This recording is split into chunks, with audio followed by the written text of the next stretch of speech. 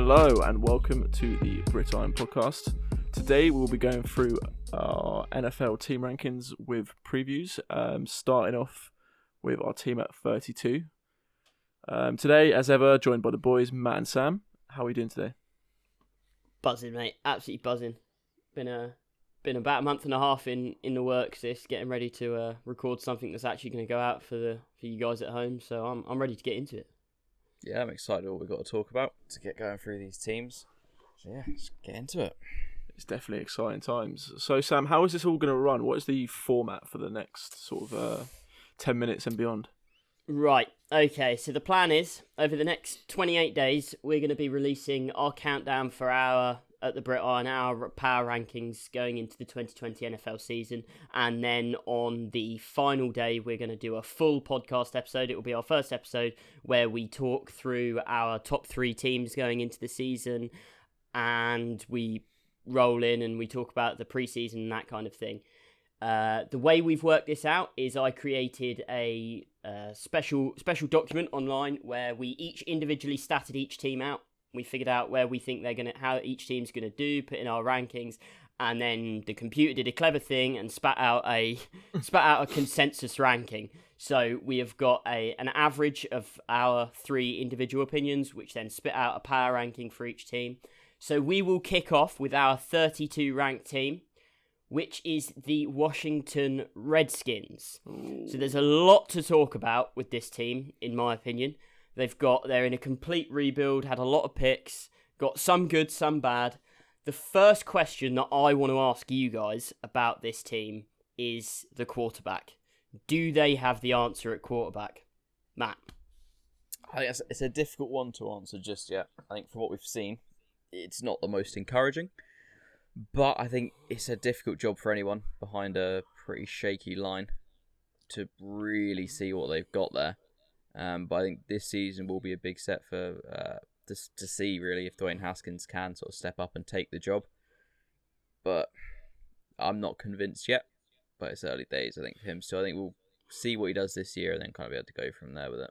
Yeah, well, I think ultimately the jury is still out. Like you say, we do need to wait and see. And they also traded for Kyle Allen, I believe, this last off-season. So it'll be intriguing to see how he sort of pushes on Dwayne Haskins or maybe even competes for that number 1 role.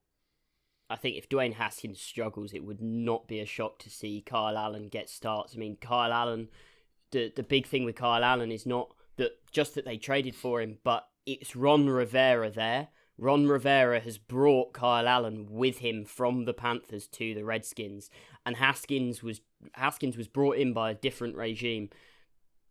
Like, Rivera has no loyalty to Haskins, isn't going to feel any pressure to pull him if Haskins isn't up to the job. So, personally, I think wouldn't be shocked if Haskins doesn't get going in the first 6-7 weeks, if we don't see Kyle Allen starting some games and maybe the Redskins competing for that Trevor Lawrence decision. Yeah, I think they'll definitely be in that conversation. I think that was one of the consensus teams across our rankings for sort of as our around 32, and I think it wouldn't hurt this team. They're in definitely a rebuild, as you said. They've got young pieces across the board in places. They've got a defense that could compete if the offense was there. I think they've been put in some really bad spots by that offense last season. So I think potentially, they end up with someone like a Trevor Lawrence, Justin Fields, and maybe that kickstarts something. But I think they'll see what they've got this year, and that'll really sway them. I guess that was my question: is how much can this defense really pull the offense up? And that's another one where the jury will be out. Looking forward to this season.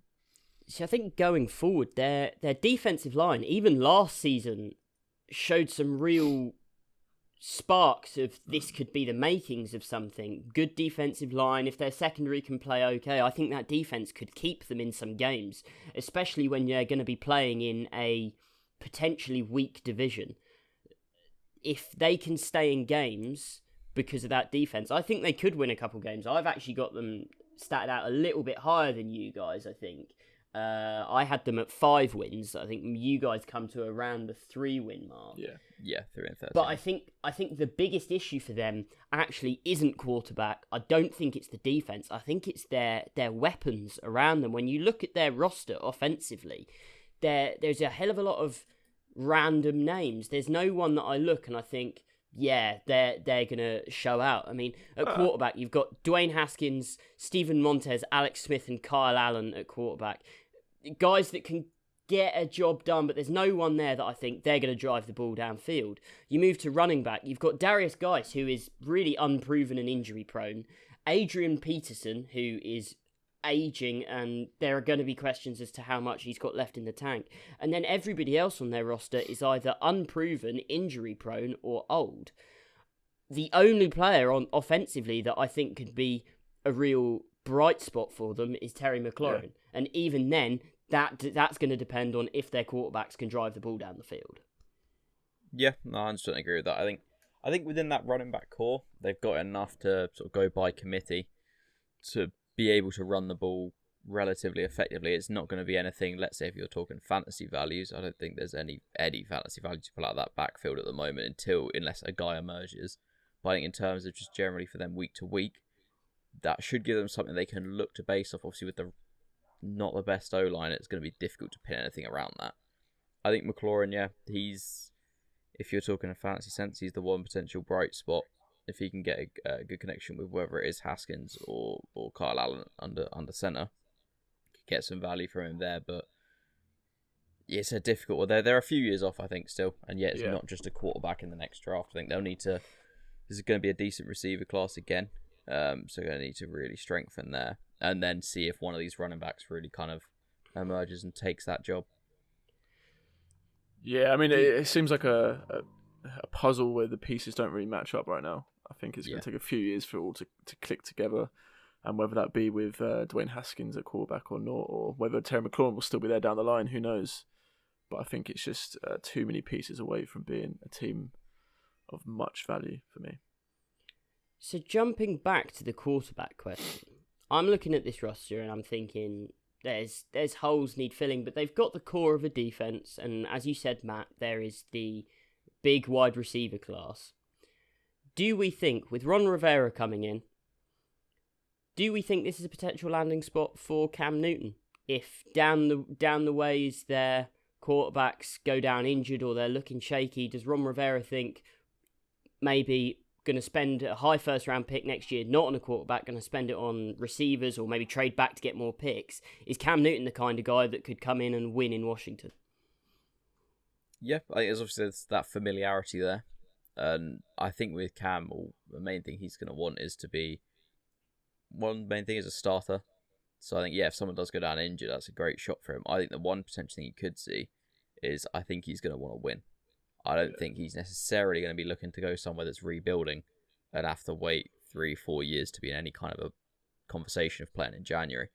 So that's the only thing I could see causing an issue there. But if we get to a fair few weeks into the season, we're getting to around the halfway point and he hasn't had a shot to come in anywhere yet, then that might change and you might just want to play football. So I think it'll be definitely one to watch. But I think, you'd have to see, obviously, I think they're going to want to give Haskins a go and Kyle Allen a go in this system and see what they've got with the quarterbacks coming up this year. I think it's more long-term to look towards that route. But I wouldn't be surprised because of the familiarity with the coach and obviously Cam. Yeah, no, I agree with that as well. So, rolling into a different perspective on the Redskins' view of the season, we're going to talk about a bit of fantasy here. Obviously, Matt, you're very big on your fantasy football, so I'm interested to get your opinion here. Are there any players on this offense that you are going out and you're targeting in drafts? And if you are, where are you targeting them? I wouldn't say there's any early. You've got, obviously, McLaurin, who I think will be relevant. I think he's shown in his rookie year last year that he can be a good fantasy asset. Obviously, not the most consistent, depends on the quarterback who's in. But as a young guy, you never really see rookie wide receivers come out and blow away like the field in fantasy. So I think it'll be good to see if he can take a step, maybe offer a bit more consistency. But I think as a flex guy, maybe even, I reckon he'll be scraping up into that high-end wide receiver 2 conversation if he can really get the chemistry down with whether Haskins or Kyle Allen. But outside of that, it's really difficult because this running back core, as you said, it's a pretty busy running back room at the moment for them. So unless one of these guys really steps up and kind of takes the role, you're going to be juggling it around too much. You might have Darius Geis one week, you might have Adrian Peterson the next, who's putting in like the starting numbers. So I think I'd avoid that avoid that at all costs. See, I've actually got skin in the game on this one in our fantasy league, in our dynasty league, because I've got both Dwayne Haskins and Terry McLaurin, and I've been actively trying to shop Haskins recently and actively trying to keep McLaurin. I don't think you'll get much for Haskins. Well, that's the thing, right? Like, there isn't much value there, but I just don't want him on my roster. I don't value him that much. But Terry McLaurin, on the other hand, I think there's a lot of value there in dynasty. Maybe not so much in a one-season league, but just because of the way this team is set up this season. But I wouldn't want McLaurin on a one-season thing. But if they can get the question at quarterback solved, then I could see McLaurin in a year or two having a lot of value. The only other thing that I'd like to say on this is going back to what you were saying, Matt, on the running back core. You might be able to find value, and now this is more of something once the season starts and we've got to look at how that offense is going to run. Yep. But you might find value in their goal line back. Whoever's getting those goal line carries and you're going for the touchdown upside. I mean, last year, the entire team across an entire season only had 9 rushing touchdowns. That is very, very poor. And I think there's just through standard NFL play there, you can expect that to probably go up a bit. So I would look to see after a couple of weeks, if there's one running back who seems to be the goal line back that you can maybe trade for, get him for cheap and have on your bench. That's the kind of value you might be finding. But again, personally, I wouldn't be looking to draft anyone in the top probably 6 or 7 rounds. No, 100% not. I think McLaurin as well, you're looking towards, depending on, like, obviously the number of teams you league, if you're just talking like an 8-man league, 8, 9, 10 sort of range, depending on how your draft's panning out and what your needs are. But I think it is a slight gamble to him. So obviously, he's only ever done it for one season. He didn't exactly do it incredibly. He showed good signs, looked decent, but it was inconsistent. So yeah, I think we'll have to wait and see. But I would say he's the one guy that if he's there and you need a receiver about that 8, 9, 10 range, by all means pick him up. But just don't expect him to be a wide receiver 1 week in, week out. Yeah, you're taking him as the touchdown upside. Yeah. In the same way probably that you draft John Ross. You're probably drafting them in the same kind of... You're not expecting a weekly starter, but against more leaky defenses and stuff, it's the kind of guy who could go for 150 and 2 scores. Yeah, I think the one upside you do have with McLaurin, if you're doing that as a direct comparison, he could be a target monster there. If he does get on the same page as his quarterback, you could get a guy who's just going to absorb so many targets. But then he has also been their main sort of receiving threat. He could just get doubled up every game. So it's a risky one, but I think if you're going to find any value, that's where it is. That's the only option, Yeah. Right, well, I think for the Redskins, that's about everything that I had prepped to go through. Is there anything else anyone would like to say? I think we've covered it all, to be honest with you. There's nothing more. Yeah, I think we covered it. It's a team rebuild. A few years off, but with the defense, we've all, obviously me and James sat them out a bit lower. I wouldn't be shocked if maybe the defense and Ron Rivera being in there, if they can get something going towards the end of the season, they come out a bit higher than we've got them, but just off what we've got at the moment. Yeah, I think 32nd. They're probably going to be picking top 5. They're probably going to be picking ultimately, top 5. I think that's realistic. So if that's all we've got on the Redskins, then that concludes our 32nd team. So thanks for listening today, guys. As ever, please find us on YouTube, like, comment, and subscribe. And we're also on Instagram at the Brit Iron is our handle there. So give us a follow, see what we've got. And also we're going to be setting up a follower league. So please get involved with that. It'll be set up very shortly. So we're excited to get you guys involved. So cheers, guys, and we'll see you next time. Cheers. See ya. See ya.